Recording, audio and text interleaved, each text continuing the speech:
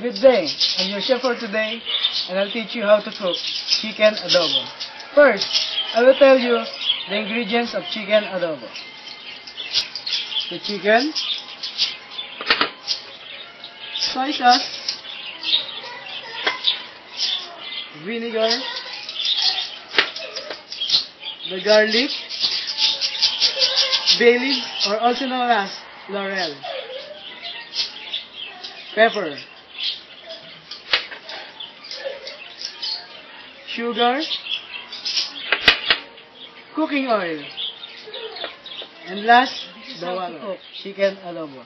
First, combine the chicken.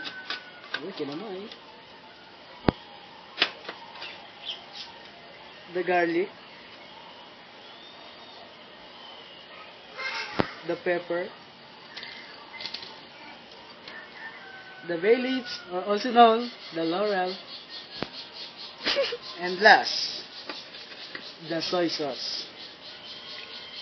And marinate it at least 30 minutes.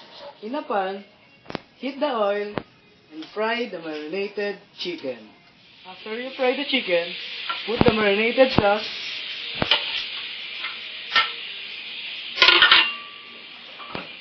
the vinegar,